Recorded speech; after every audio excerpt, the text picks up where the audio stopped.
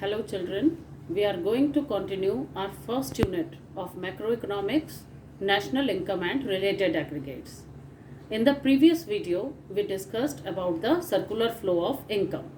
Today, I am going to teach you some basic concepts under the macroeconomics.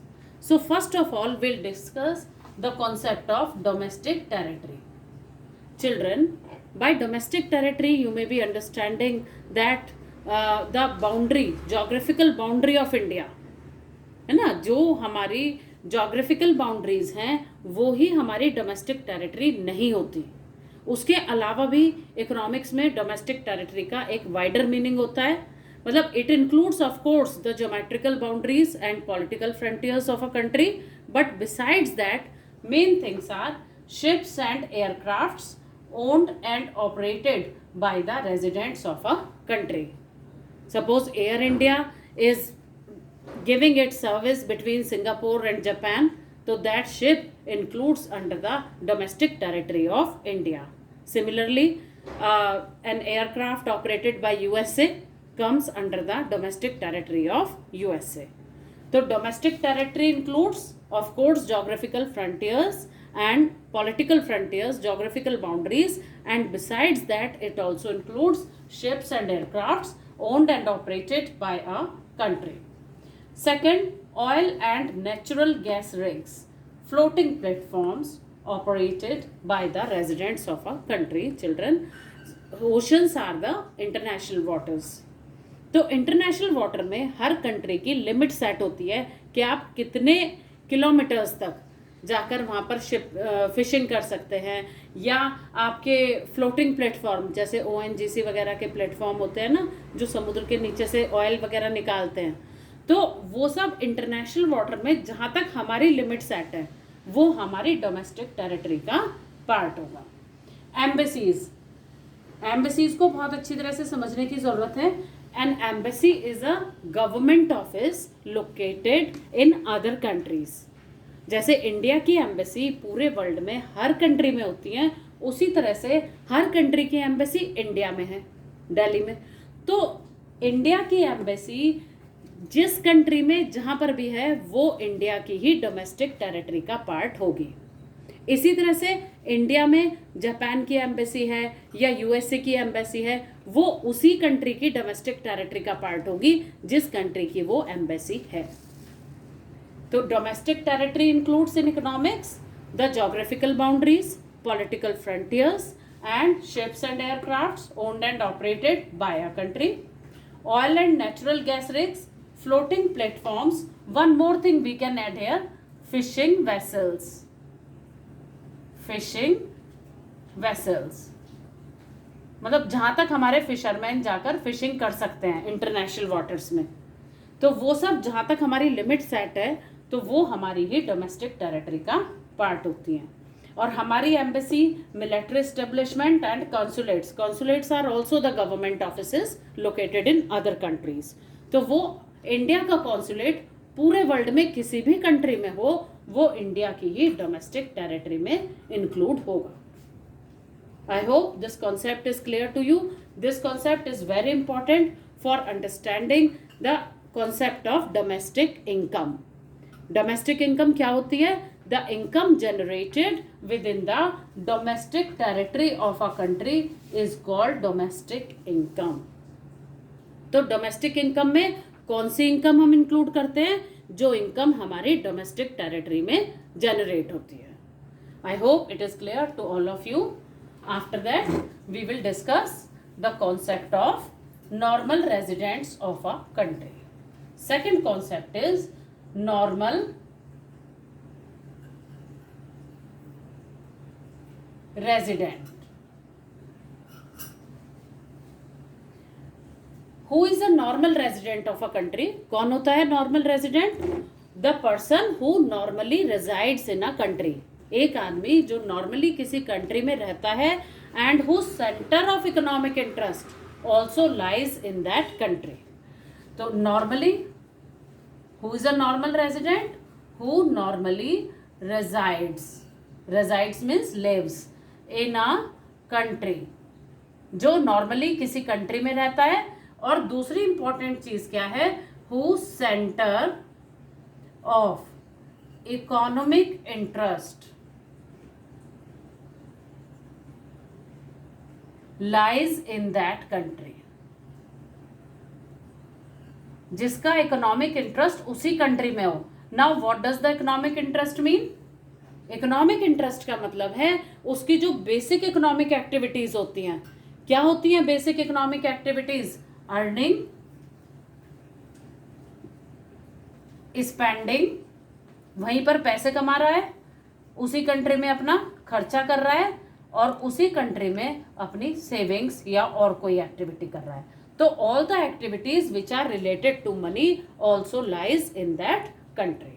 He is the normal resident of a country. ये concept भी बहुत important है समझने के लिए, national income का concept. National income क्या होती है?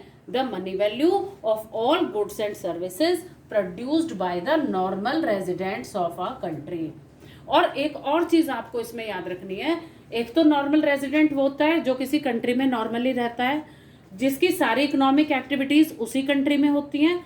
And if he is going abroad, if the person is going abroad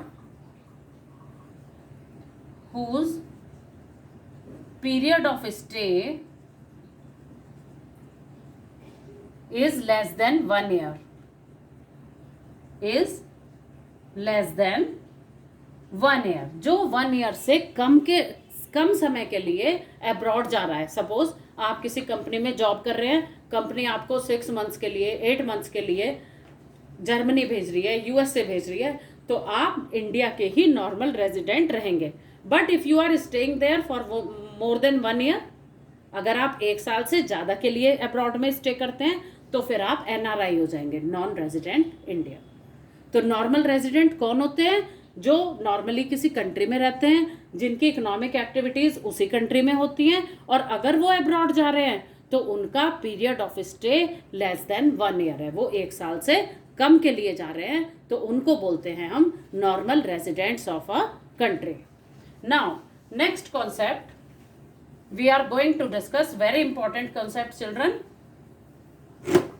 this is factor income,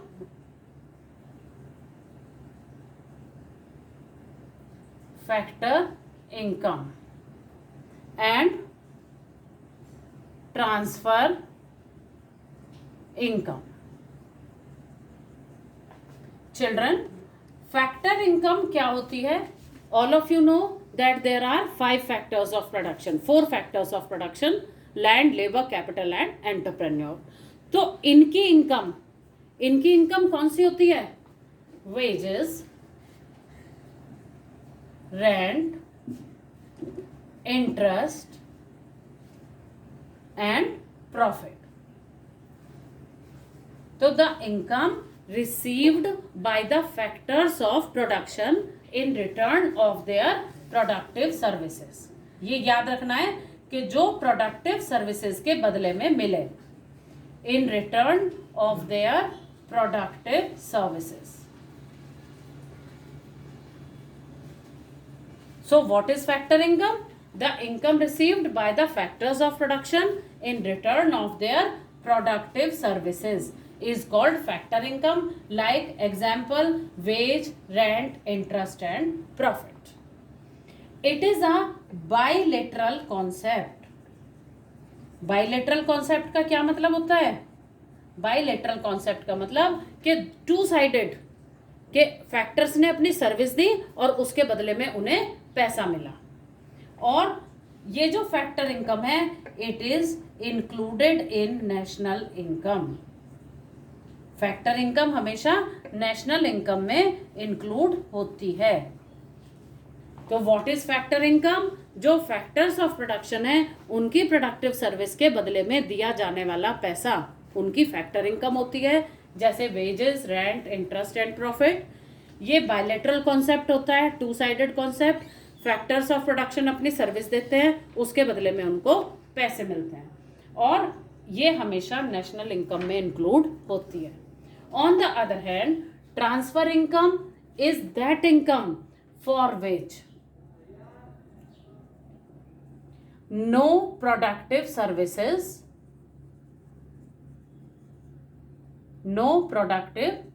services are rendered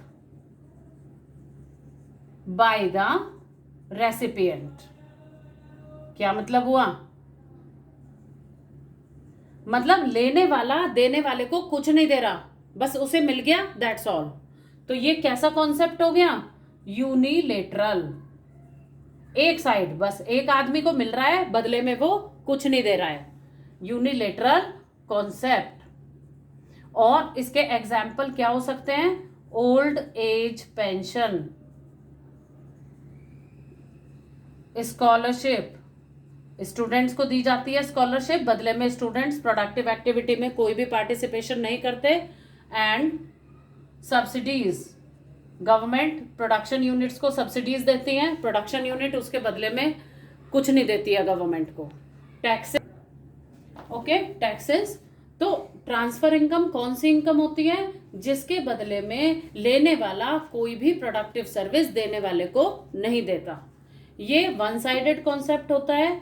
example old age pension, scholarship, subsidies, taxes etcetera. और एक बहुत important चीज आपको हमेशा याद रखनी है कि transfer income is never included. कभी भी नेशनल इनकम में ये इंक्लूड नहीं होती. तो इससे रिलेटेड इस टाइप के क्वेश्चन आते हैं एग्जाम में कि how will you treat the following in the estimation of national income? Old age pension given by the government. तो ओल्ड एज पेंशन का नाम सुनते ही आपको ध्यान आ जाना चाहिए कि ये एक ट्रांसफर इनकम है, तो इसलिए ये कभी नेशनल इनकम में इंक्लूड नहीं होगी. Interest given by the corporate, कोई कॉर्पोरेशन फर्म है वो इंटरेस्ट दे रही है इंडिविजुअल्स को या बैंक को, तो that will be included in the national income because it is a factor income. So I hope the difference between transfer income and factor income is clear to all of you. Next concept we are going to discuss in this chapter is about intermediate good, intermediate goods and final goods. देखो intermediate goods कौन सी होती हैं? which are used up in the production process, used in production process only for once. बस एक बार use हुई और खत्म हो गई. सिर्फ एक बार जो प्रोडक्शन प्रोसेस में काम आती हैं वो इंटरमीडिएट गुड्स होती हैं. जैसे कॉटन in manufacturing of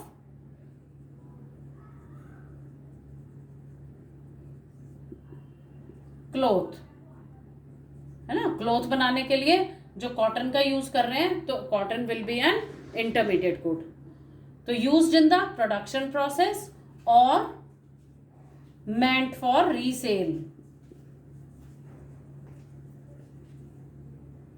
एक चीज और बहुत अच्छी तरह से याद रखनी है बच्चों कि एक सामान एक टाइम पे इंटरमीडिएट गुड हो सकता है और सेम चीज दूसरे टाइम पे फाइनल गुड भी हो सकती है. जैसे अगर एक कार आपने अपने घर के लिए खरीदी है तो that will be a final good.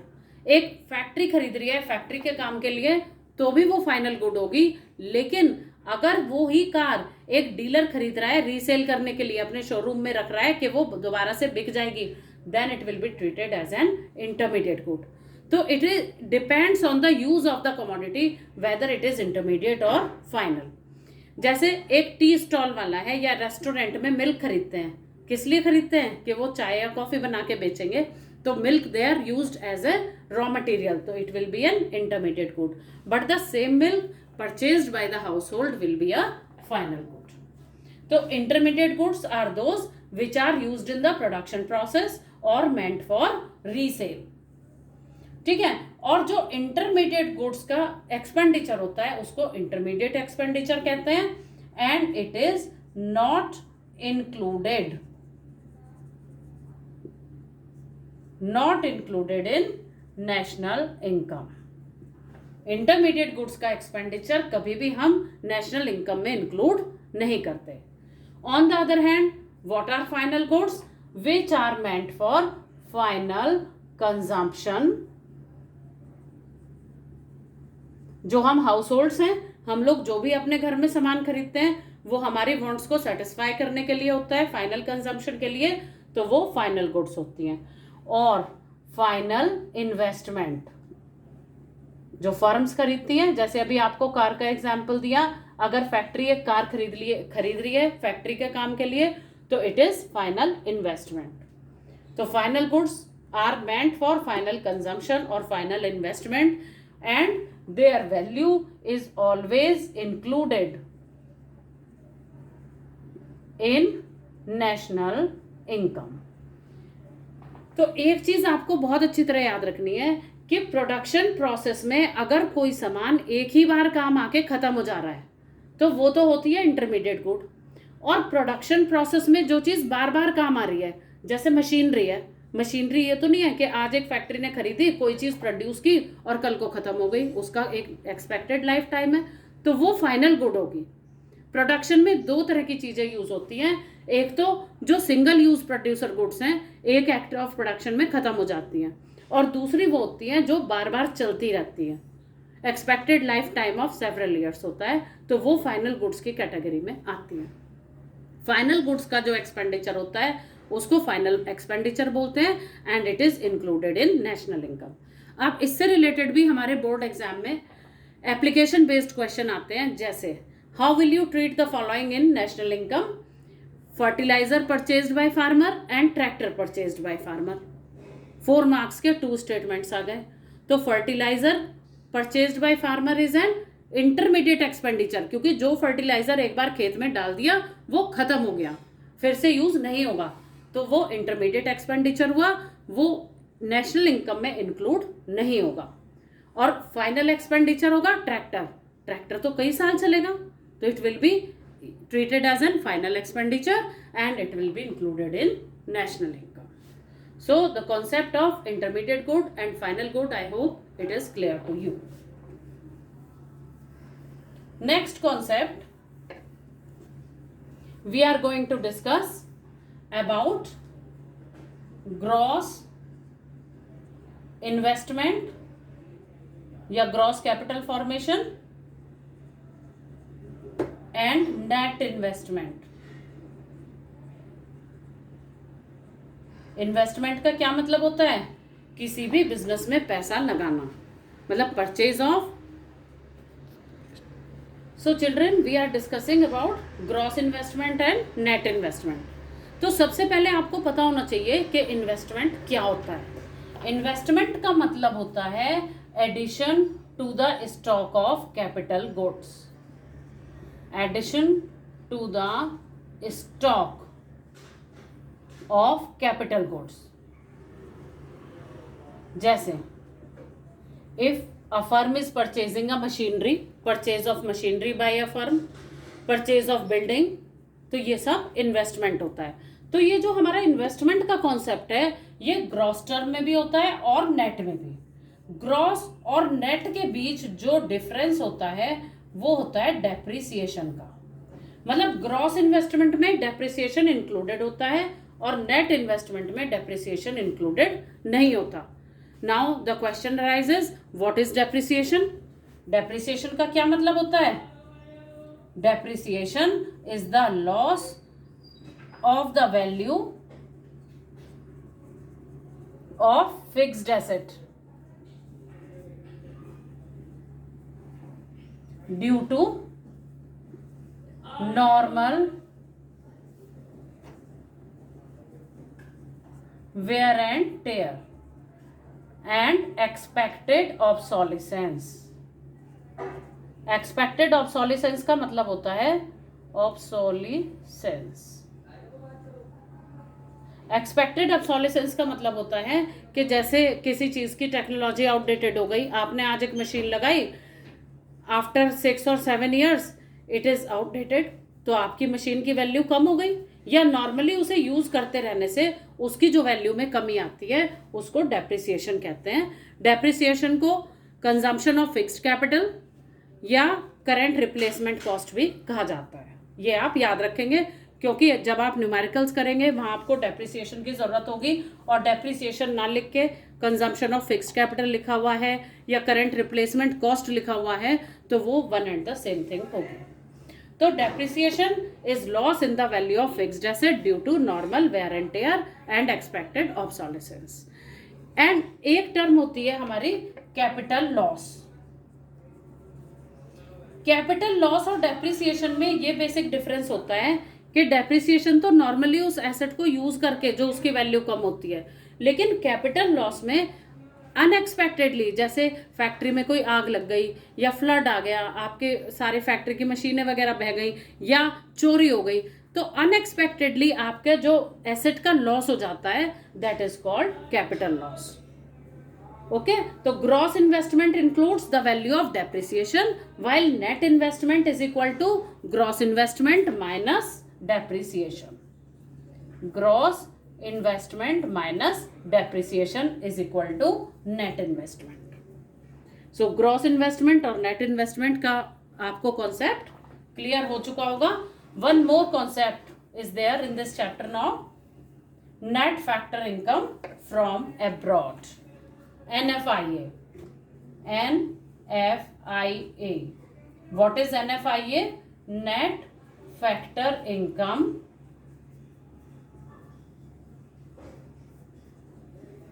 from abroad. तो देखिए factor income earned from abroad क्या होता है? हमारे कंट्री के लोग फॉरेन से जो पैसा कमा के लाते हैं in the form of wages, rent, interest and profit. Suppose आपका एक घर यूएसए में है या आपकी कोई फैक्ट्री प्रीमिसेस है, वहां से आपको प्रॉफिट आ रहा है या उस घर से रेंट आ रहा है, तो वो क्या होगा? आपका factor income earned from abroad. और इसी तरह से कुछ फॉरेनर्स होते हैं जो हमारी डोमेस्टिक टेरिटरी में से पैसा अर्न करके ले जाते हैं अपनी कंट्री में। तो what is net factor income from abroad? It is the difference between factor income earned from abroad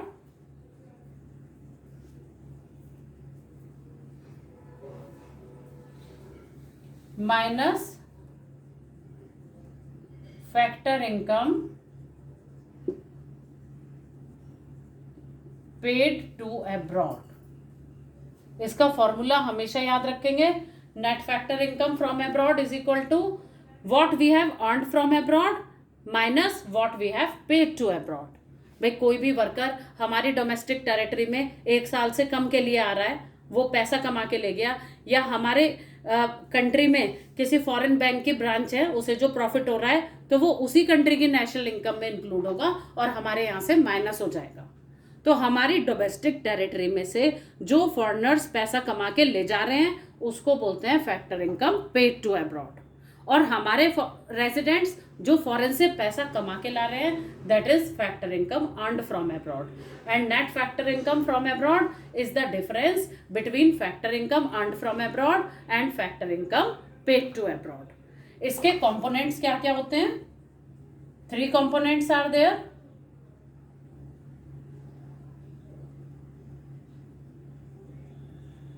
Components of net factor income from abroad are number 1 net compensation of employees। compensation of employees labour की मतलब wages and salaries जो labour को उसकी productive service के बदले में मिलती हैं उसको बोलते हैं compensation of employees। तो हमारे वर्कर्स जो बाहर से compensation of employees अर्न कर रहे हैं माइनस फॉरेनर्स जो हमारे यहाँ से वेजेस और सैलरीज वगैरह जो रेम्यूनरेशन उनको मिल रही है उनके डिफरेंस को बोलते हैं net compensation of employees.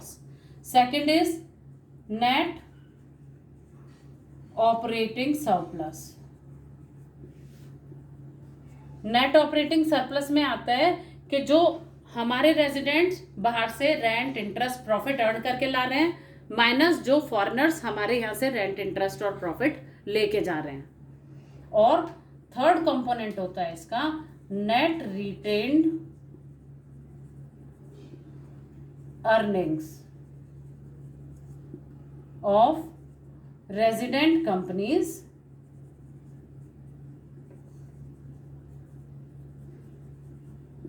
located abroad. What are retained earnings? क्या होती है retained earnings? प्रॉफिट का वो पार्ट जो फर्म अपने पास बचा के रख लेती है for future expansion of the plant और टू मीट आउट एनी कॉन्टेंजेंसी। तो हमारी कंपनीज की रिटेन्ड अर्निंग माइनस हमारी जो फॉरेन कंट्रीज हैं, फॉरेन कंट्रीज की कंपनीज हैं हमारी डोमेस्टिक टेरिटरी में, उनकी रिटेन्ड अर्निंग, तो वो हो जाती है net retained earning of resident companies located abroad. तो this is called net factor income from abroad. So I hope all these basic concepts are clear to you. In next video, I will be telling you about the national income and related aggregates. Bye.